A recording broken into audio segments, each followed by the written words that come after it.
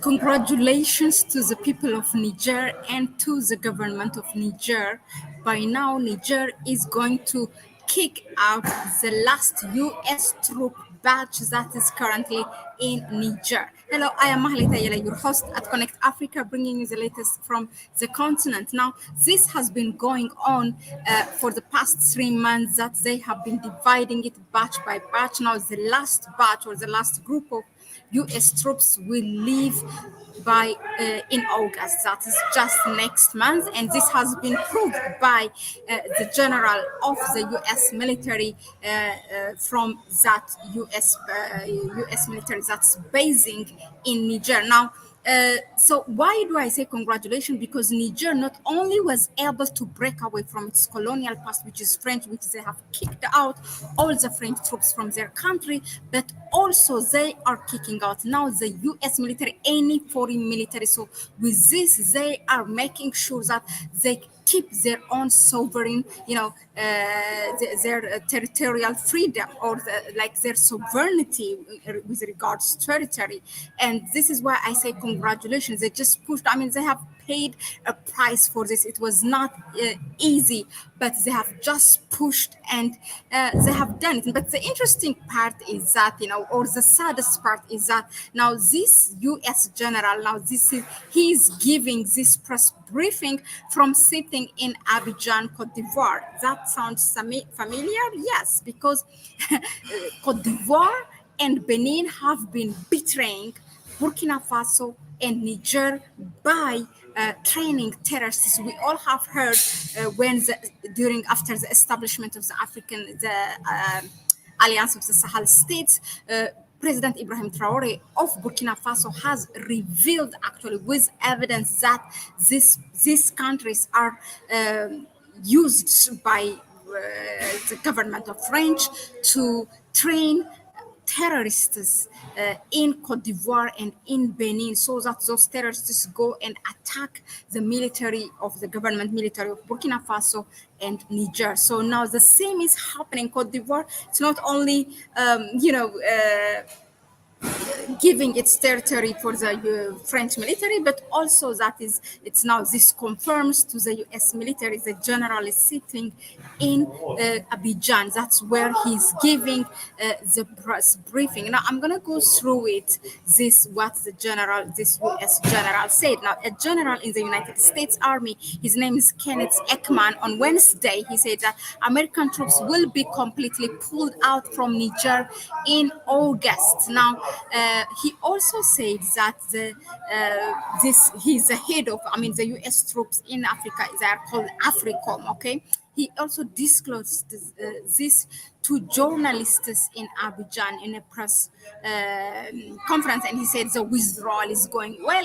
Basically, they seem very happy because they just got a next door another African country will be used as a Trojan horse to attack their own brothers, Africans, against Africans. And this is what they are happy with now. Alassane Ouattara is the president of Cote d'Ivoire, and he came to power basically with the help of the French government, and they threw away kind of Pan-African government relatively in Africa to Cote d'Ivoire. They have thrown it away, and then now they bring Ouattara, who is, an errand boy, completely working to the best interest of France. Now, this is what coming back to now this U.S. troops withdrawal from Niger. This is what the general said in quotation. It is ahead of schedule. Actually, it's ahead of schedule, and this is because of the excellent coordination that we have had with our Nigerian military counterparts. Now that's what he said. He's trying to give a credit to the Nigerian military. That's kind of laughable, kind of sarcastic anyway. Again, he continues in this General Ekman and said, I expect that we will be complete with the withdrawal by early August, well ahead of, which was according to the plan, it was 15 September mutually agreed deadline. So now they are ahead of the deadline. And because why do you think? I mean, when they really want it, they can push and negotiate, push the government, do this, do that. Now they have got a better option just next door in Ivory Coast where they can do what they want. That's exactly what they have been doing. I mean, Niger, don't forget that it is the biggest drone base. It was the biggest drone base for US. That's what they did when during the ousted president around 2021, Blinken came as the Secretary of State of America, and then he agreed with Bazoum, and it was around hundreds of millions of dollar investment for that drone base. Now this revolutionary government comes and he kicks them out. Okay, now he was also quoted the general. Look, this is what he said: "I have been here speaking to your military and government leaders," meaning to the Cote d'Ivoire. Okay. So he said, "We share the same concerns about the violent extremist threat that is growing and increasingly threatening the countries around the Sahel." He said, wow, okay, we all know by who these terrorists are being trained, okay? Now, the US started pulling out its troops from Niger in July, but another 200 US troops still remain at the Agadez drone base. There are two drone bases for US, and one of them was in Agadez, one of them was in the capital, Niamey.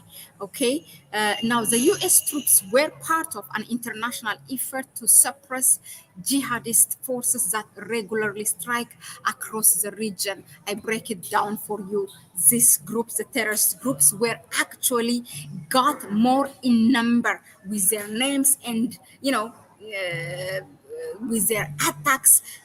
Most of them, they started immediately right after Muammar Gaddafi, of the president of Libya, was murdered by the US and France-led West. We all know how they operated that without even AU having any say, how they even aborted, we all know how they even aborted the negotiations that was going on by the president, African heads of states. They actually made them to return whilst they are still in the air. This was revealed by actually president of Uganda, Yoweri Museveni. There were a group of African heads of states who were on the way in the air to negotiate with Muammar Gaddafi, but then NATO called and make it go back, we're going to finish Muammar Gaddafi. And they went and they did, because they know if they negotiate, that man will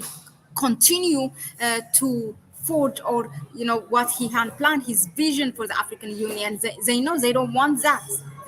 So they removed him, and then they brought their military, NATO, and then the number of terrorist attacks started to increase, and also number by groups, all having different names, but they train them. It's just they're playing, and our heads of state, they just act, they don't know, but they know exactly what it is going. That is really the sad part. Okay, so now this man is trying, this general is trying to tell us, we are concerned about the extremists attacks, this and that.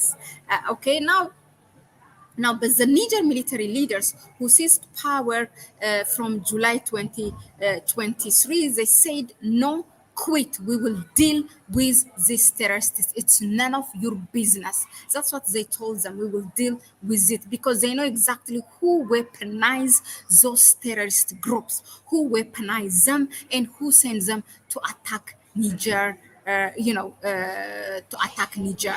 So they wanted to take their own, the freedom of their territory in their own hands. Not only that, Niger is also taking, they're making sure they are, bringing that economic freedom to their people. Now, the thing is that it's not really easy. See Senegal, how it is struggling. Didn't have the courage even for Diomaye Faye to kick the French troops. They are just playing diplomatically, this and that, Look at this man. They are an example. Is it easy for them? No. The West really wants to remove these leaders, to assassinate these leaders by all means. Trust me, by all means. They are putting their life into this. They are betting on their lives. They know that they're going to be removed at any time. Their, it could be their own bodyguard, their own this and that. I mean, there's nobody I mean, as a matter of fact, all heads of states who are Pan-African leaders, they were actually removed. They were actually removed not directly by the Western government, but using their own people. So this is exactly what we are afraid of. So when we say that they are putting their lives into this is what we are saying. I mean, they can't even trust sometimes their own, people around them. They know exactly what's going to happen, but they say that better we pay with our lives than our people do not have their freedom. So now Senegal cannot say no when they have this struggle to go to break away with their colonial past, because Niger, Mali, and Burkina Faso are paying and paving the way,